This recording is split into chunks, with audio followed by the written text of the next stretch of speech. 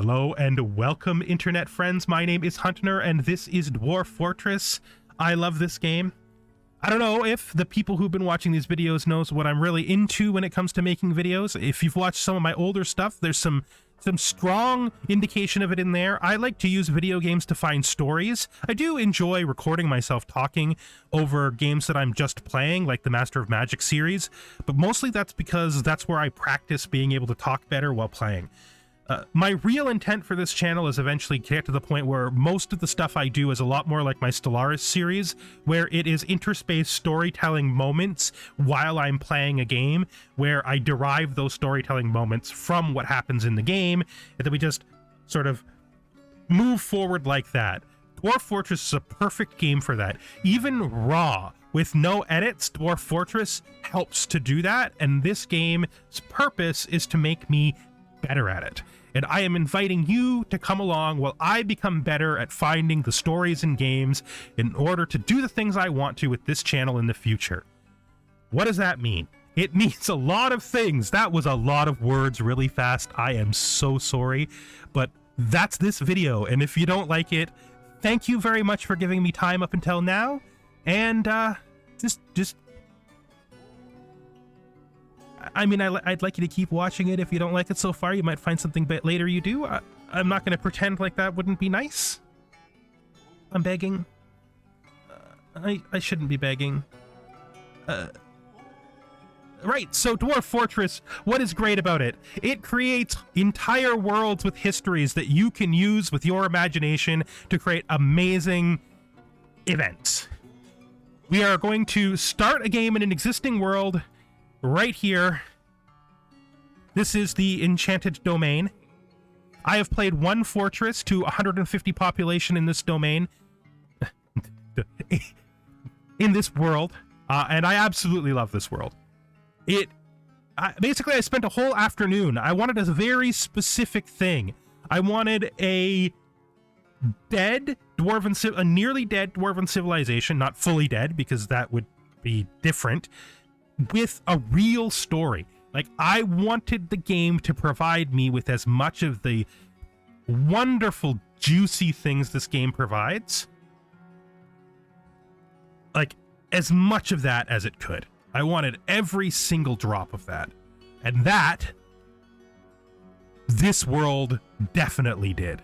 So, our civilization in this is the Impervious Channel. Now, you look at the Impervious Channel and you say, oh, that looks like a small but viable dwarven civilization. Well, before I played Black Bronze of Woods up here, it was 7 dwarves in a single embark with a newly crowned king because the queen had died, literally, as far as I can tell, a couple of months ago. So, what is the Impervious Channel? Well, the Impervious Channel is a group of dwarves who were once very successful in this sort of southerly area of the map. There are lots and lots of places up here that were once part of their civilization and now are no more. Over the years, many different kinds of forces attacked the Impervious Channel, doing great harm to their ability to maintain their coherency as a civilization. We have the old ruins. We can look at those here best. Let's get out of there and go to reclaim site. We have the old ruins. So the old ruins are cleared steel, plunge planks, and hero machine. All of these died within the first 100 years of the world, and every one of them died to monsters, effectively. Forgotten Beast, right? Bronze Colossus. Dragon with the badass name Fire of Diamond. Yes. Yes, please. But in spite of losing these majorly important cities early in their existence, 2 major cities developed with huge histories that's named come up in the civilization in tons of entries over and over again, and those are the old capital down here, Rhythm Swords, and the new capital up here in Steam Whip. So for the first 3 or 4 kings, the kings lived down here in Rhythm Swords. Rhythm Swords is was like a city that was built in like year 20 or year 30, and this is just where they lived. But the last queen, the one who was basically the queen during the downfall of the Impervious Channel, lived here in Steam Whip. So she was queen. There was a lot of declining going on around her. A lot of these towns are part of a Dwarven civilization that is very important to the history of the Impervious Channel, which is the Constructive Paints. And we'll talk about them in a minute. So she ruled up here as if though nothing wrong was happening in the rest of the Impervious Channel until 1 year before the start of the game. Well, the original start of the game, so 250. She was killed and her city was destroyed by a Hydra. When that happened, the force down here, the Constructive Paints, that had been slowly but surely taking these towns over, immediately took vengeance. And vengeance is the right word. On Rhythm Swords, took it immediately. And then took the other major city that was still under their control, Cloister Pines. So who are the Constructed Paints? Well, in about the year 80-ish, a dwarf whose name is Olin, I don't remember his last name, I wrote it down someplace, but I should have opened my file before doing this, but we'll talk about this history more in the episodes because it's really important, and it's also going to come important if I do like the other thing I'm going to talk about that I intend to use this game for, which is storytelling bits. This is Fancy Bridge. Fancy Bridge is the home of Olin, the Necromancer, and his basically nation, which is the clustered paints. The Constructive Paints. Okay, he was the mayor in the basically the first century, like from around like 120 to 160 of Rhythm Swords, until people started to notice that he wasn't aging. When they noticed that, the Baron of Rhythm Swords, in spite of the fact he had deep control over the guards, exiled him. The mayor. They exiled him. He was the mayor, and the Baron was the one who was behind his exile. And he fled to a place that was known for many adventurers hanging out, and that was here in the Searing Forest. Here, he wrote like 15 books on necromancy, took 2 apprentices, turned every single dwarf corpse he could find of people that he knew during his life into a ghoul, and created his tower. This is his tower. After that, in disguise, he came up here and he made himself mayor. He became the mayor of Cloistered Pines and just waited. As soon as the queen was killed by the Hydra, he immediately took over Rhythm Swords, turned all of the significant dwarves that he killed in there into ghouls, and then immediately after that, took over Cloistered Pines and turned all of the significant dwarves in there into ghouls.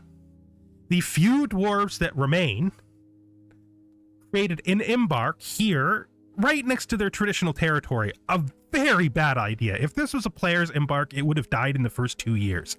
It's literally inches away from multiple cities that are controlled by a necromancer. But because it isn't, it's had some resiliency. Enough resiliency that I was able to play 5 years in my embark up here, Black Bronze of Woods. So,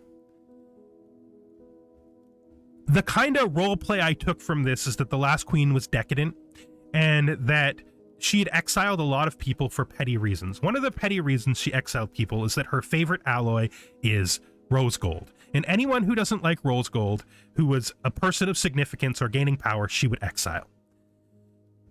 When the new king formed his tiny embark to try to preserve the civilization, this is the theme of this world, in my opinion. He called basically out to the neighboring Dwarven nation. We'll look at them over here. We could look at them in the civilization. The Tot Urns. They're strong. Most of the people who are exiled would go there and live normal lives because they were exiled for stupid, petty reasons by a stupid, petty queen. And so, not that I have anything against queens, just this one in particular. So, he put out a call that anyone who is an expatriate or an exile living in Tot Urns should come home and help them to reform and save the Impervious Channel. That was the theme of the first game. We have our leader who just wanted to come up here and build a beautiful place out of black bronze, like a black bronze fortress. And he picked this location because it was recommended to him by the computer. I picked this location because it was recommended to me by the computer. He picked it because it was recommended to him by, I guess, the surveyors. And there was a great tragedy, which is I didn't notice, and should have, because I know enough about this game to do so, that only one... These things are made up of 16 squares. You can't really see it, but they basically 16 squares, right? Only one of the 16 squares has iron, silver, and copper in it. So because it has a heavy aquifer, they have never found a single block of iron, silver, or copper for however much they dig. They found none below the caverns, and they found none in the upper layers because the heavy aquifer is just filling all the blocks. And I mean, I can handle a heavy aquifer, but it's just so much work, right? That it didn't feel worth it. And because all of the rest of it is filled with gold, they basically became a merchant town. They grew, they prospered, they pulled gold out of the ground and turned it into wealth to attract dwarves from all over the world to return to help the Impervious Channel rebuild. And now they are a strong, when I left them, 135 population colony that basically buys iron from the rest of the world, iron and steel and bronze from the rest of the world in order to survive out here in their isolated island. One of the most interesting things about this, though, is that I just picked black bronze because it's something that people very seldomly use, and I think it's fun to do things that are different. And there's a peasant girl in here. Her name is Mincott, and Mincott just randomly loves black bronze. Like, it's her favorite thing. I didn't know this doing the whole playthrough, but she became the leader of the militia. She became a legendary mace dwarf, and then she's like one of my favorite dwarves in here. If I do decide to do what I was planning to do with what I was going to talk about a bit, which is make stories out of the recordings of these videos, because I didn't voice record them. I just recorded them because I tend to record when I'm playing a game that I like, just in case I can find something to do with it later, right? We're still in the stage where I'm developing what this channel is about. So I like to have recordings of games around where if I decide I want to like make a story out of something or do something like that, it's there. So I've recorded this whole game, but I just didn't talk over it.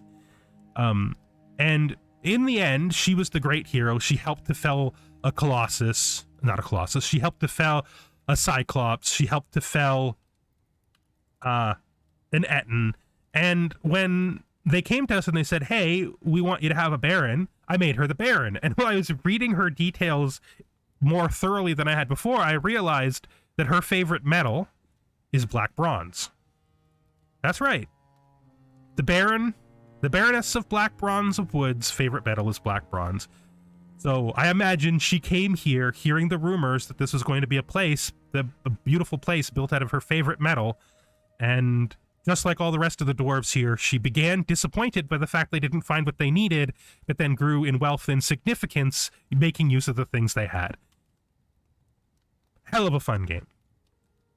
But, I mean, I wasn't planning to make videos about Dwarf Fortress. I wasn't planning to even make videos when I played that game, right? It was when this game was released. I've only been back to making videos after my break. One of the few games I could play, like the few games I played when I didn't have a proper computer, was this game. And so, although I was able to record it in a kind of primitive sense, I wasn't able to really do anything with it. And then everything turned around and I started to do stuff, and Master of Magic came out, a game that I loved as a teenager. So we played that first, and then I just started feeling like maybe this is maybe this is suitable to what I want to do. So that's why we're here today, playing Dwarf Fortress, talking about imaginary worlds and barons who love black bronze, coincidentally, after I named it after it. Our goal now is to create a more regular fort. While this is an economic fort and strong, the fort I want to create now is going to be someone who might one day be able to develop the strength required to raid or attack down here the enemies of this civilization, right? I want, though, also for there to be tension in this game. Tension is more interesting both for YouTube and creatively. It gives you something to work with. Instead of placing myself in the middle area here, where, as you can see, there's elves, but there's nothing really nearby, or on this island, which I bridged to, which I originally planned to build a fortress down here in the one place in the island that has iron, I decided to place it up here on this cool coastline here. This ocean has iron, silver, copper, and zinc, which means we can make brass. And I think brass is cool. Just visually, I think it's cool as a human being. And iron in the forest here. Plus, this forest is like called the Scarlet Forest of Outrage. Who wouldn't want to be in a dwarf fortress in the Scarlet Forest of Outrage? Like, it's the Scarlet Forest of Outrage off the coast of the Gulf of Right. There's just everything about that is right. Everything about that is correct. I'm going to be using this bit of coast here. You can see the Scarlet Forest of Outrage sort of, in some places, is part of this conifer forest. In some places, it's part of this broadleaf forest.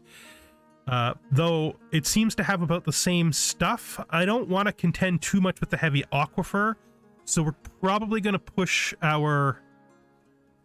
Not because I can't handle a heavy aquifer, but because it literally is what ruined the last games. At the beginning, I almost quit the Black Bronze game just because of the disappointment at not being able to get a single bit of any of the stuff I wanted or themed the game around. But it turned out to be one of my favorite games ever, so that tells you a lot about Dwarf Fortress. Like here, maybe? I think. I like this little bit of coastline. I like the way this area sort of looks on the map. We got this part here of the Scarlet Forest of Outrage, and then we've got the ocean. I think this is going to be the embark location. This location is also close to the other threat that is nearby. I shouldn't scroll across the whole thing. I'd like to do that when I'm playing on my own, but I shouldn't be wasting your time with that. This here is like goblin pits in a goblin fortress. And then there's elves all through here, which are the nearest by neutral group. I don't mind trading with elves a little bit. I don't mind. Usually I have no problem complying with their demands in order to remain peace with them, and I don't think that the that the Impervious Channel is in a position to even consider a war with elves in spite of the fact that they're pretty weak. So yeah, that's the thing. We're gonna place this here. We're gonna confirm. And let's prepare for the journey carefully.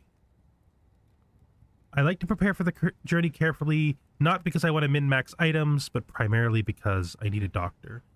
Those skills are extraordinarily hard to get. I don't even think dwarves can train them unless they already have them. I'm not actually sure, or maybe they have to be taught them by other dwarves. But I do know it's very difficult to start if you don't happen to get a migrant who's a doctor. So we're going to make sure we have a doctor, and then we're going to set out all the stats of the other people we need. Maybe we're going to do a hunter this time? Don't know. We need at least one military dwarf, that's for sure. We need an expedition leader, and then a smattering of other skills. Maybe I should do the items first, because it's a whole lot easier, and once we get that done, we can spend all of the rest of our time on this. Is there anything specifically I want to bring with me for this game in particular? I don't think so, people-wise. Like I said, mostly we're just doing this for the doctor, and if we have a doctor and a decent warrior, I wonder if we're even going to have enough points to assign gear to a warrior. We probably can just be super conservative. It's okay. We're not going to have any problems just because we don't take 1 million of everything. Yeah, you know what? Let's see how many points we have, and that will help us decide whether or not we're going to actually have enough left over to set up a proper warrior. There's no point in spending all the time to put a skill points into a warrior that we don't actually have. All right, then. Items. We're going to keep the pigtail cloth because that's good for our starting hospital. We're probably going to try to get some kind of surface plant for that. We're going to remove all of the seeds except for plump helmets, pigtails, and cave wheat. We like pigtails and cave wheat because they give us 2 different kinds of booze so people don't get bored of their booze as easily. And then, yeah, we're just going to... Pigtails, I don't know.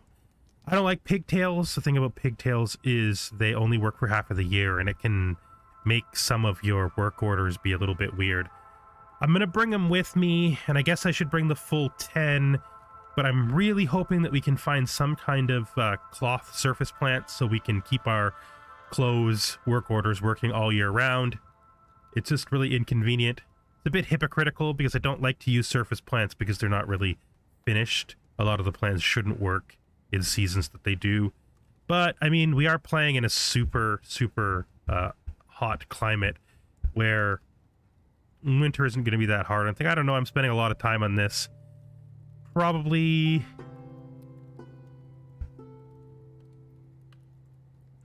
I could just check in Garden Seas to see if there's any cloth plants now. That would be a solution, but that feels even cheesier than using... We're going to take the pigtail, and we'll use it if there's nothing around that we can use naturally in our spawn. We've got 2 bronze axes and 2 pickaxes. We'll use one of the bronze axes as the weapon for our soldier, because our soldier is probably also going to be our woodcutter, because it's just convenient that way. He'll be carrying his axe all the time. Our first soldier might have to do extra duty, especially if we have a pretty savage start with lots of dangerous animals on it. He may just be out there axing, and we might have to call him to help some people out when he has no armor on and is just out there axing. We don't need 40 dwarven rum. 40 drinks is enough because we're going to be making them almost immediately. Sheep meat and cave fish is perfectly fine. Let's boost them up a little bit just to help us out with the transition at the start when we're getting ready. Don't know. I mean, I probably will be making cheese right away anyway. Let's get rid of some of these plump helmets to make up for what we added, because they're super expensive and we're going to be growing them right at the start. Some bags is good.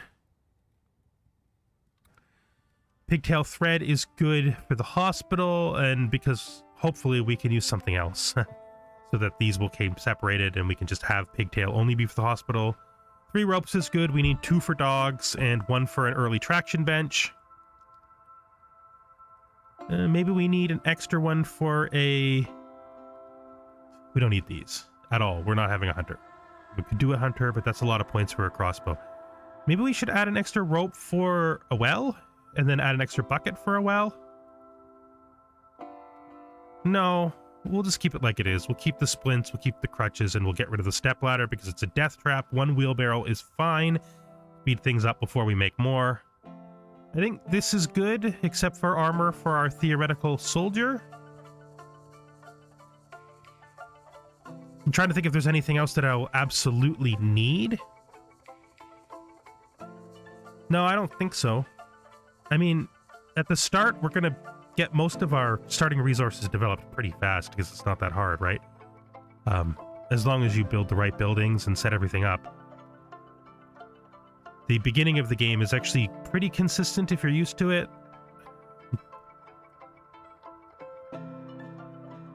I'm still tempted to see if there's anything in Garden Seas that I can take to replace those pigtails, even though that's kind of cheesy. There isn't, so that answers that question. It's pigtails unless we find something naturally in our spawn. Oh, we are going to take some gypsum powder because we don't even know that we're going to find anything we can make powder with, and taking gypsum powder plaster with us will help our early hospital. Yeah, that feels good. We could trade for more plaster later if we don't find any in our mines. So for animals, I think we're going to do 2 dogs, 1 girl, and 1 boy. We'll train them into war dogs right away and use them as guards at our gate. Let's take an extra girl, I think. Extra female dog. We're going to focus our animals on sheep because we know we have grass and sheep are great. Not going to bring anything else though. We can both get wool from sheep and butcher them. We're gonna get eggs though. We definitely want eggs. Also, we can get milk from the ewes, which is good. Oh, we need 2 cats. I didn't even think about that. For vermin, both of them are going to be girls. We don't want them breeding all over the place. It's so messy when they do that. As I was saying though, chickens. I think we're gonna do the classic 3 hens and a rooster. Maybe 4 hens and a rooster. 4 hens for layers, for eggs to eat, 1 hen for fertilizing, and a rooster to do the fertilizing. We can keep them segregated to make sure that the dwarves don't steal the eggs. I think this is enough animals. We don't need anything more than this. Anything more than this is probably a little bit too gamey for me. Kind of tempted by pigs, but just take 1 more sheep. No pigs, 1 more sheep. This is great. We're good. Now we want to take bronze armor for all of our spots for our warrior. So we want a shield. We want leg wear. Oh, that's a copper shield. No, we want a bronze shield. I think we have enough points to do bronze everything. So bronze greaves. 2 bronze. Do I need to take 2 of the gloves and the headwear? That's why they cost half as much, right? Because you have to take 2. Yeah, so we'll take 2 bronze eye boots. And we need a bronze helmet. Oh, we're already out of points. Feels wrong. I guess maybe we could take copper gloves and shoes? Oh, wait, no.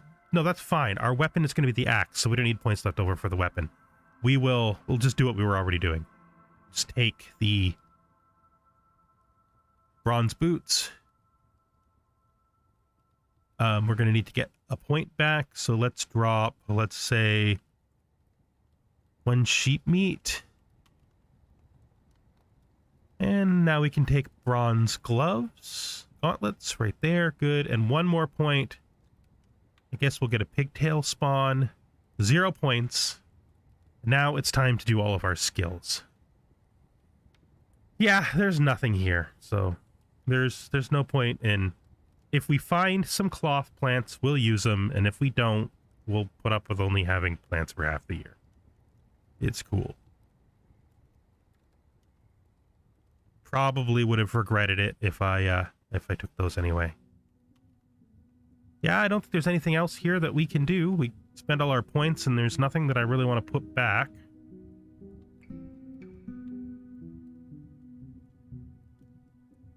All right, so we need to find a soldier. So he disdains family, he's altruistic, he's not creative, he's unswayed by emotions, has poor memory, and is a thrill seeker. All right, let's look at his personality. Let's just skim it. He's often envious. He doesn't handle stress well. That's not a good trait. But other than that, he seems okay. He tends to avoid physical confrontations. Works to square this with a natural tendency, with his natural trend. So he respects martial prowess.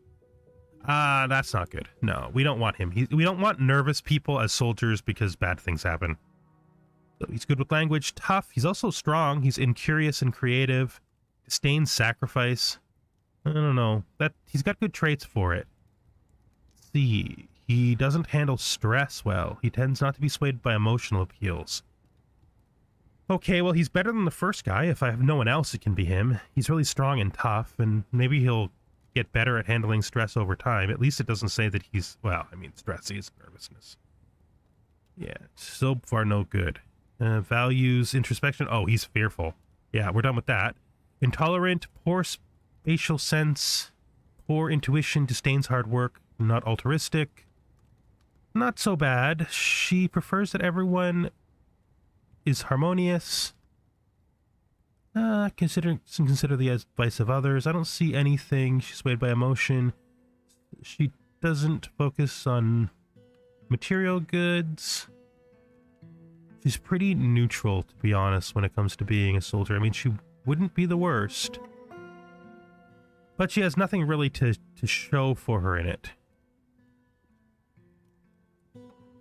And we are disdains harmony, disdains introspection, quick to despair, vengeful. Jeez. Poor guy. Just skimming through this, he's not particularly interested in what others think of him. His tendency toward forming deep emotional bonds. Doesn't often feel lustful. He's quite polite. He tends to trust others. He's pleased in his own appearance and talents. He doesn't really have anything except his lack of perseverance speaking against him, but he also doesn't have anything speaking for him. He's not the worst choice. I think I'd take him over anyone else if I have no other good choice. Just go right to here. Good with language, disdains leisure time. He doesn't tend to hold grievances. Okay. None of these guys are really good. I mean, none of these is particularly good.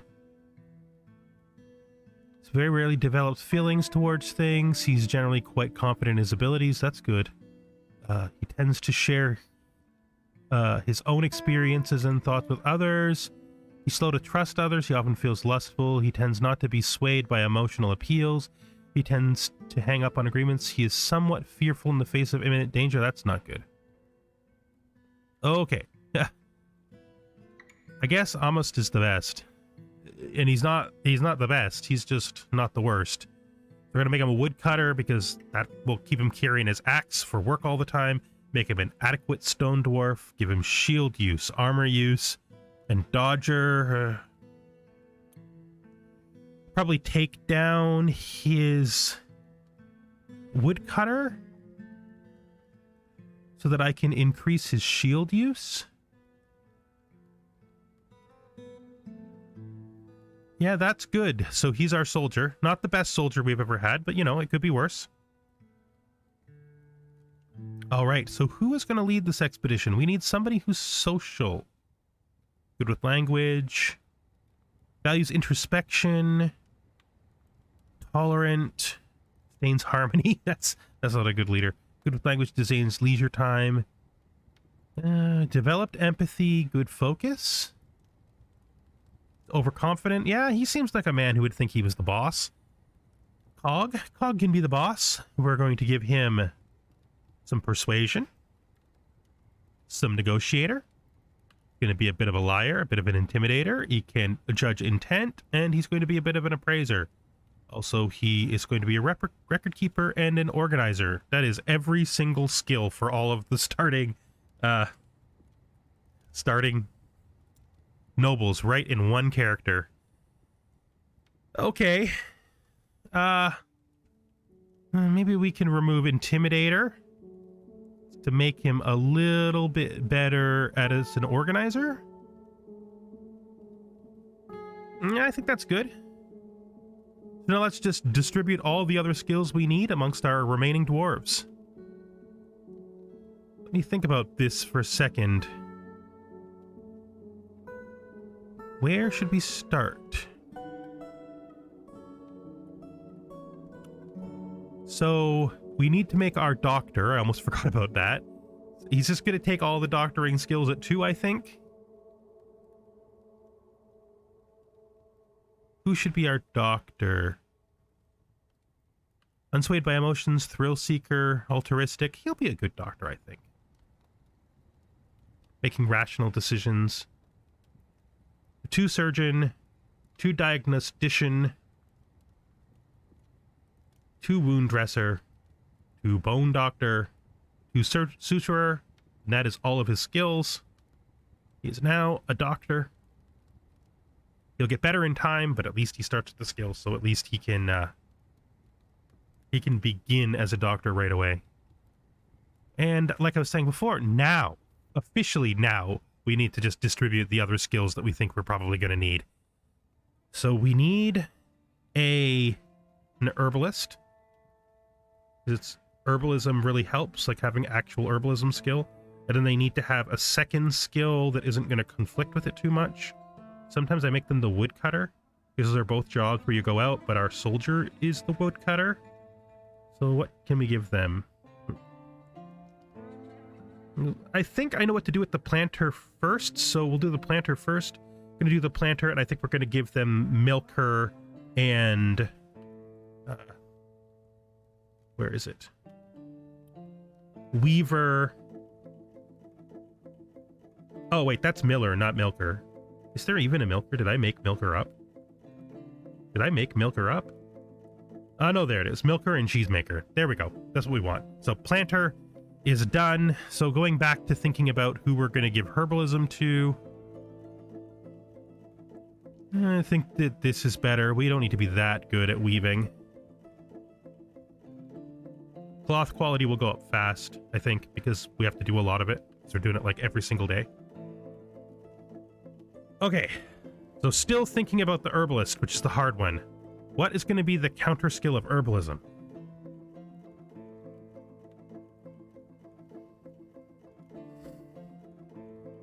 Fishing, maybe. People who fish a lot. The thing about herbalists is they literally do it never unless I tell them to. But fishers fish a lot. I don't mind that, though. Someone who fishes all the time, except when I actually click on things for them to herb. That can work. We're not going to have any fishing right away, either, and a lot of my herbalism is like a start of game thing. I'm going to turn fishing off at the start because I want to actually tame the sea and have them have a fishing room where we've brought the ocean to them instead of them having to go to the ocean because it's safer. So they won't be fishing at the start, which makes that a better combination. Next, I think we're going to do our gem cutter, who's also going to be our brewer. Gem cutting is something we only really do to sell, while the brewer is something that they'll do a little bit of every single day. Later, we can take them off gem cutting. What else should we give them? Something that doesn't conflict. Yeah, mechanic is good. We don't only use that for specific tasks, rarely. Be nice to have somebody with a little skill in it. So for our last person, we're just going to give them a mix of metalworking skills.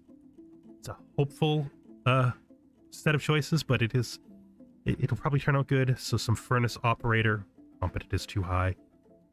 Armorsmith, weaponsmith. We could put competence there. That gives us 1. And I guess maybe we can do metal crafter. Yeah. That's good. I think this is good. Wood burner, metal crafter, furnace operator. Great. We're going to just save this in case we have problems with the actual embark, in case it doesn't load. Sometimes we get bugs and we may have to fix it, and I don't want to have to go through all of this again, and I also don't want to have to make mistakes so that I've done all this recording, and if I have to reload it, I want it to be exactly the same. So here we are. I want to go and check around to see if there's anything like flax or cotton or rope reed. There's a couple other ones that I can never remember the name of, but those 3 I know well enough that I can see them on site. It's a warm area, so cotton isn't out of the question, but neither is rope reed. There's not a lot of water here for rope reed, though. I don't know.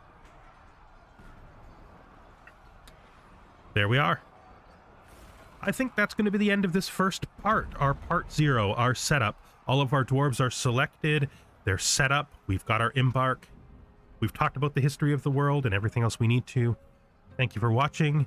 My name is Huntner. If you liked this video, or if you liked anything else you've seen on the channel, please consider giving me a like. If this isn't your first time here, please consider subscribing. You'll probably find more stuff you like in the future. At least I hope so. And thank you all for watching. I hope to see you the next time that we join our dwarves in Armorrazors. Wow, that's a pretty good random name. I'm glad I left the name to random instead of trying to figure it out. Because Armorrazors is perfectly fine. Perfectly fine.